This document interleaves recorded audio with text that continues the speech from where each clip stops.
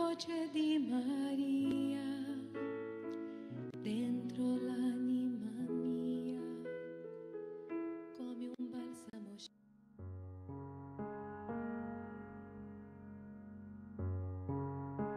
Halo sahabat Wirid, jumpa lagi dengan kami. Terima kasih atas dukungannya untuk channel ini. Para pencinta Wirid Walk with Jesus yang terkasih, berjumpa lagi dengan saya, Hans Wijaya, Romo Yohanes Handrianto Wijaya, pada renungan hari Minggu biasa kelima tahun C, tanggal 6 Februari tahun 2022. Selamat mendengarkan.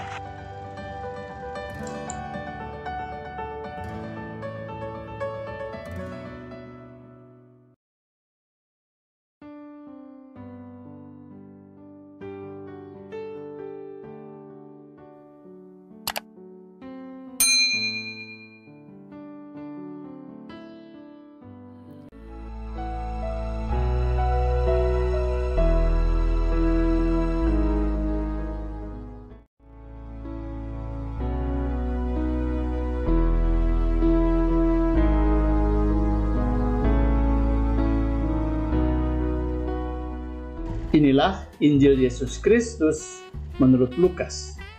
Terpujilah Kristus. Sekali peristiwa, Yesus berdiri di pantai Danau Genesaret. Banyak orang mengerumuni dia, hendak mendengarkan firman Allah. Yesus melihat dua buah perahu di tepi pantai. Nelayan-nelayannya telah turun dan sedang membasuh jalan.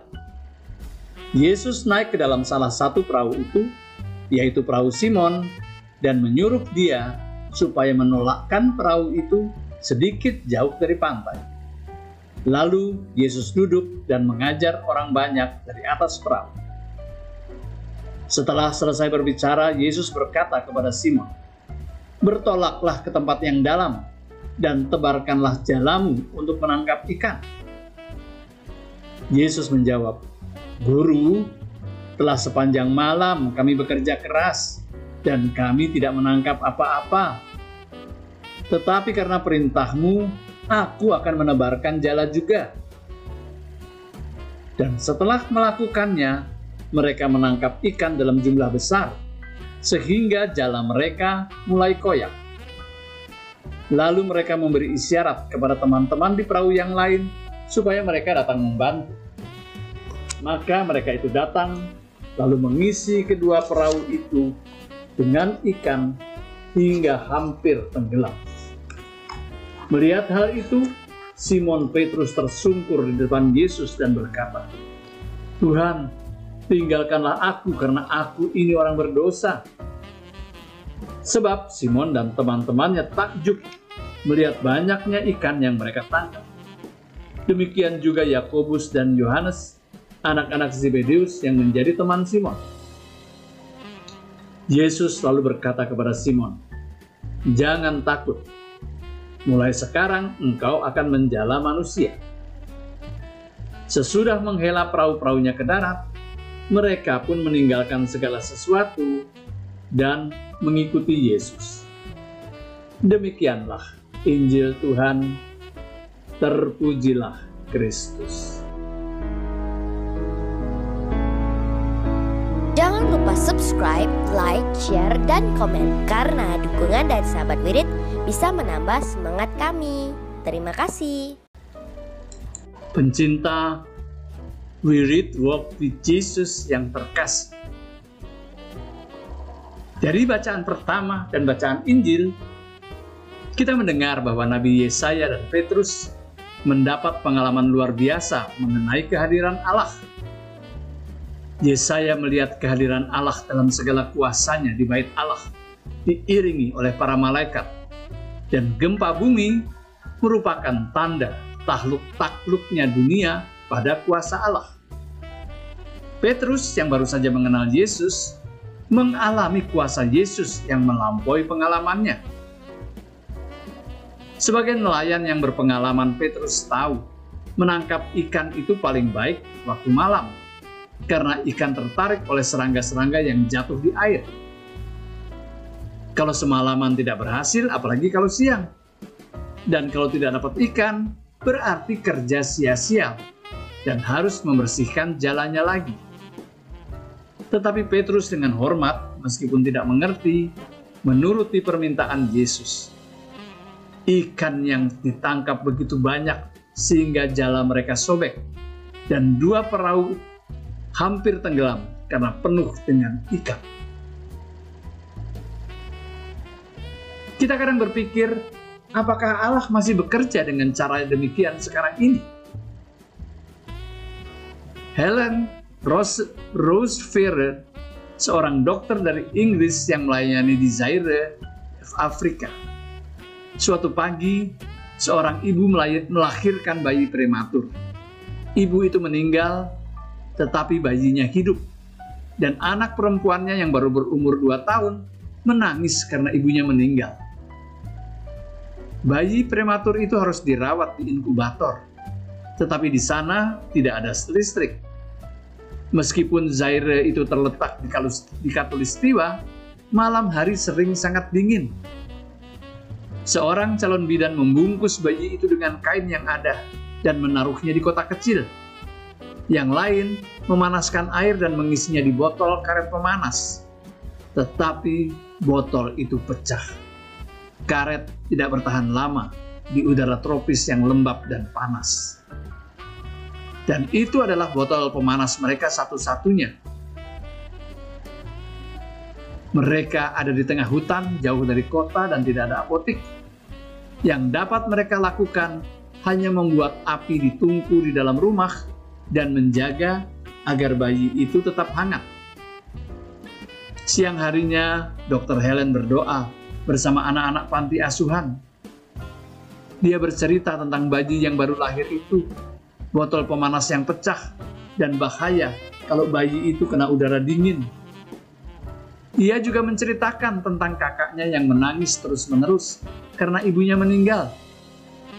Ia mengajak anak-anak itu berdoa.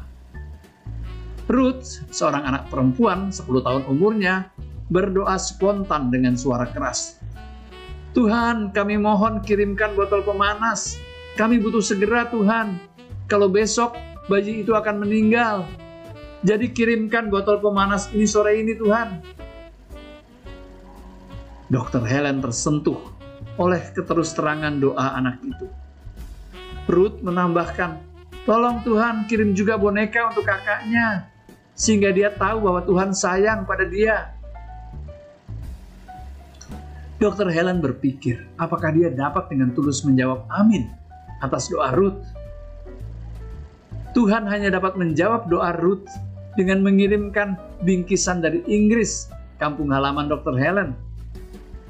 Dia sudah bekerja di Zaire selama 4 tahun, belum pernah pulang dan belum pernah menerima bingkisan.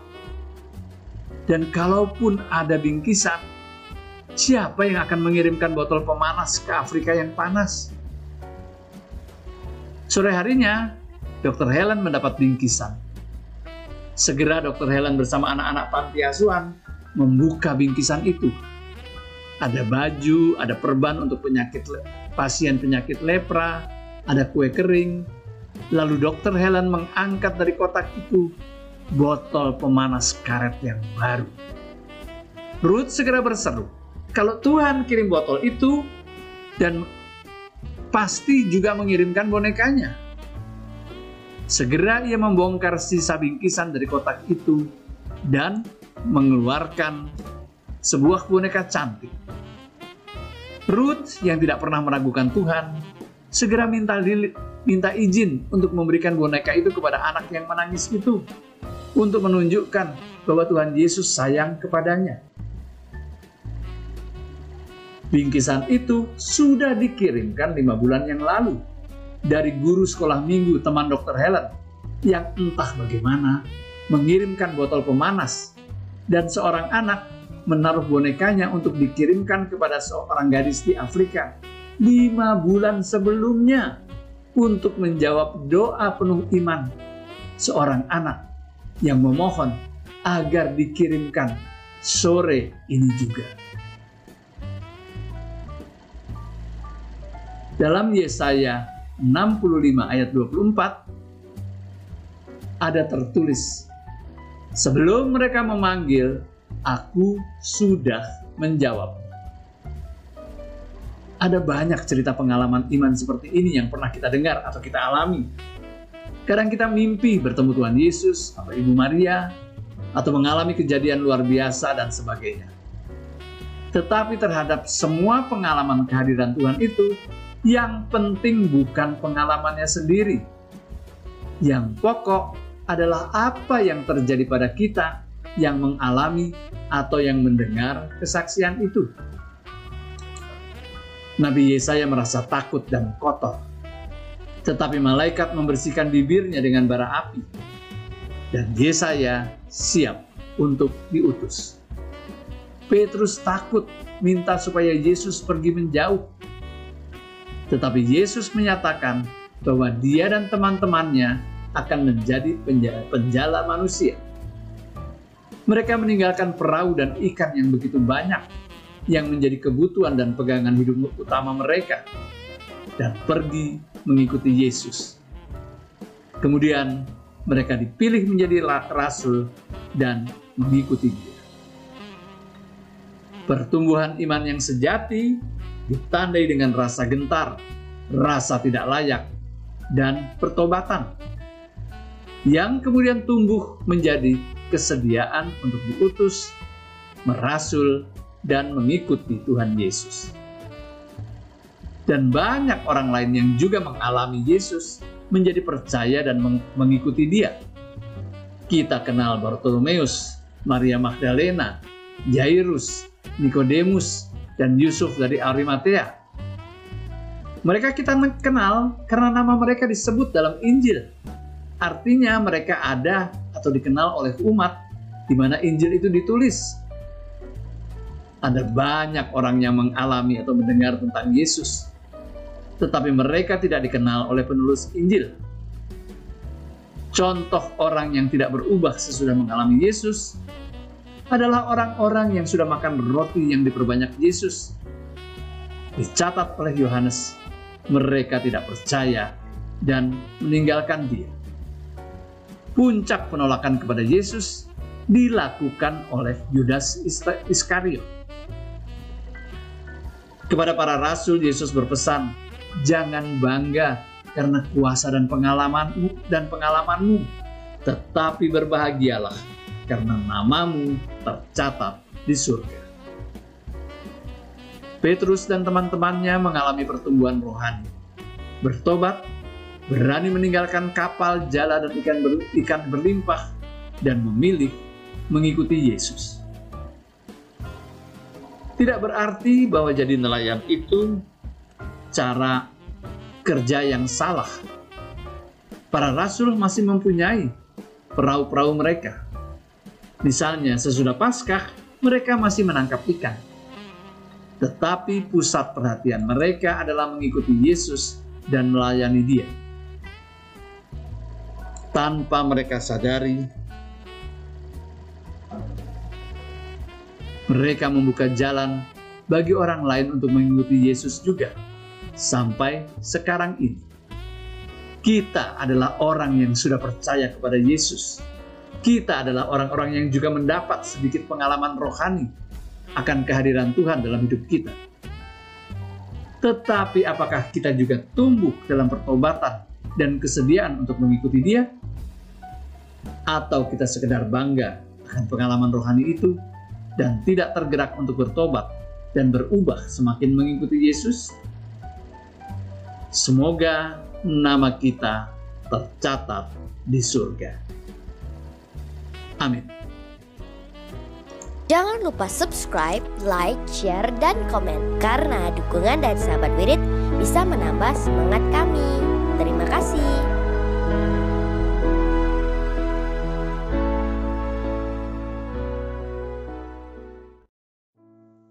Doa dalam masa pandemi bersama Paus Fransiskus.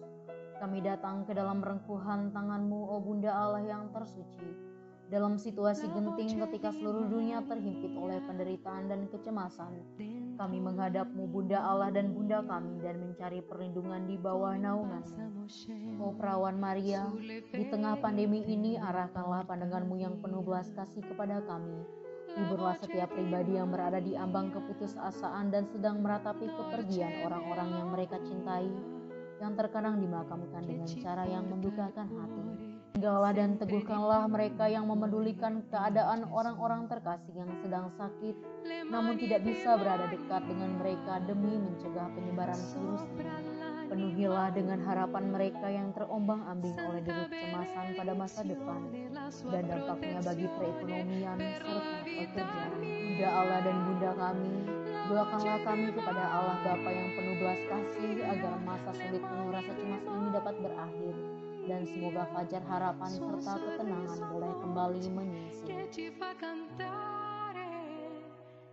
Ya Bunda, seperti yang telah Engkau lakukan di Kana, mohonkanlah kepada Putra Ilahi-Mu rahmat penghiburan bagi keluarga dari yang sakit dan setiap orang yang sedang menderita sakit. Semoga mereka tetap dapat menjaga keyakinan dan kepercayaan yang teguh akan karya penyelamatan. Lindungilah para dokter, perawat, petugas kesehatan, dan para relawan yang berada di terdepan situasi genting ini dan yang sedang mempertaruhkan hidup mereka guna menyelamatkan banyak orang. Sertailah upaya dan perjuangan mereka dan berikanlah mereka kekuatan, kemurahan hati, dan kesehatan seterusnya. Tinggallah dekat dengan setiap orang yang siang malam menemani orang sakit dan para imam serta pelayan sabda-Mu yang dengan kepedulian sosial dan pelayanan Injil berusaha membantu dan mendukung semua orang.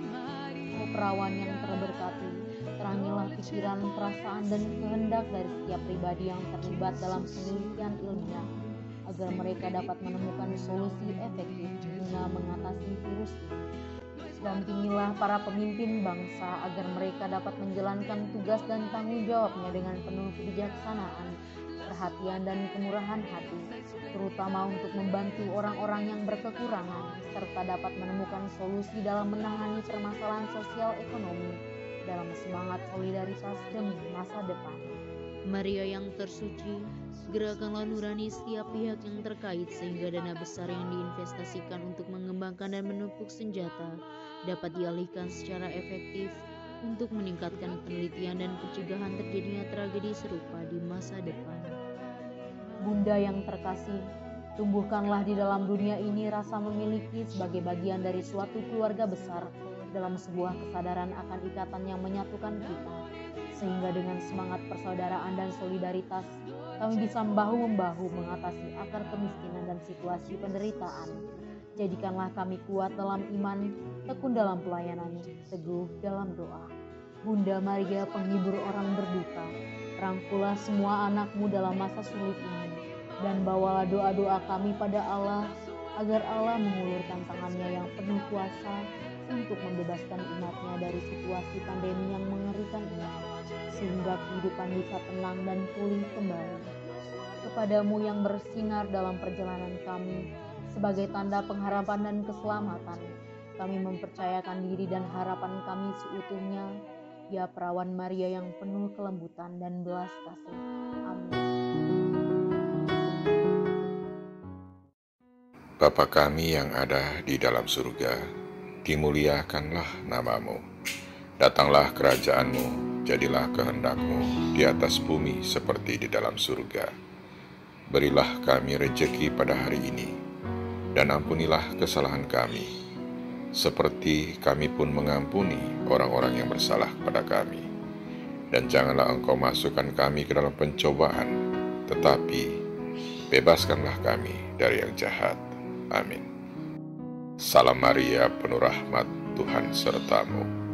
Terpujilah Engkau di antara wanita, dan terpujilah buah tubuh-Mu, Yesus. Santa Maria, Bunda Allah, doakanlah kami yang berdosa ini, sekarang dan waktu kami mati. Amin. Salam Maria, penuh rahmat, Tuhan serta-Mu. Terpujilah Engkau di antara wanita, dan terpujilah buah tubuh-Mu, Yesus. Santa Maria, Bunda Allah, doakanlah kami yang berdosa ini, sekarang dan waktu kami mati. Amin. Salam Maria, penuh rahmat, Tuhan sertamu. Terpujilah engkau di antara wanita, dan terpujilah buah tubuhmu, Yesus. Santa Maria, Bunda Allah, doakanlah kami yang berdosa ini, sekarang dan waktu kami mati. Amin. Salam Maria, penuh rahmat, Tuhan sertamu. Terpujilah engkau di antara wanita, dan terpujilah buah tubuhmu, Yesus.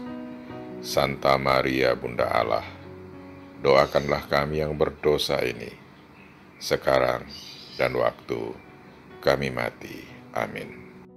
Salam Maria, penuh rahmat, Tuhan sertamu. Terpujilah engkau di antara wanita, dan terpujilah buah tubuhmu, Yesus.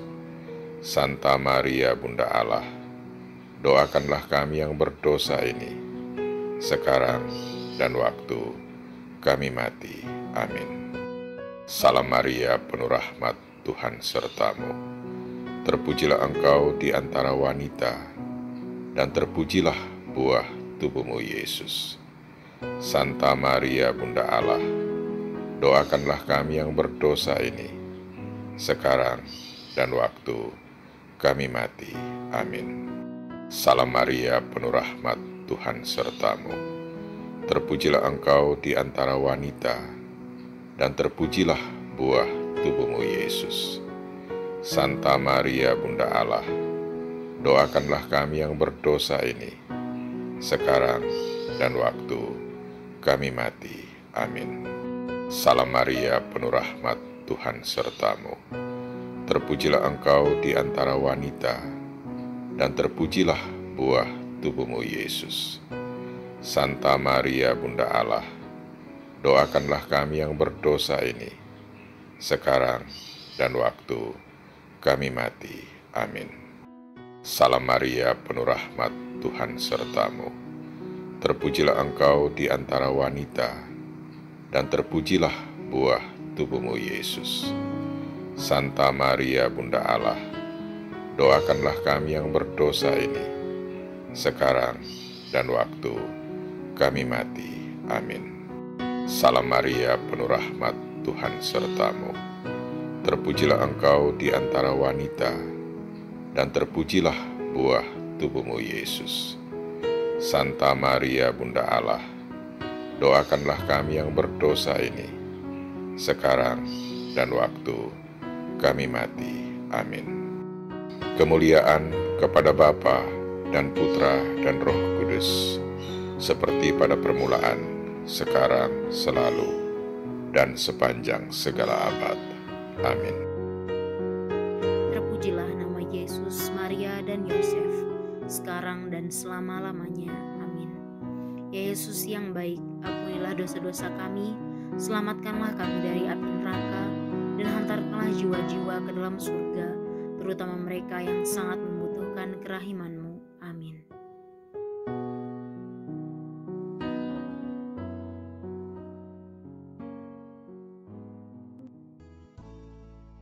Semoga melalui pengorbanan Yesus di kayu salib dan doa-doa Bunda Maria, kita semua dibebaskan dari kutukan, dipenuhi dengan sukacita, cinta, dan memperoleh berkat Abraham yang Tuhan berkati dalam segala hal, peninggian, kesehatan, kemampuan untuk bertahan dalam penderitaan dan tetap berbuah, kesejahteraan, kemenangan, rendah hati, dan perkenanan Tuhan. Amin. Saudara-saudari, para sahabat Wirid Traveling with Jesus, marilah kita memohon berkat Tuhan untuk kita semua. Tuhan sertamu dan sertamu juga. Semoga saudara-saudari, sanak keluargamu, usaha-usaha, pekerjaan-pekerjaan, kesehatan, dan imanmu senantiasa dilindungi dan diberkati oleh Allah yang Maha Kuasa, Bapa, Putra, dan Roh Kudus. Semoga Tuhan selalu menyertai kita. Syukur kepada Allah. Amin. Demikian bacaan hari ini. Terima kasih sudah menonton.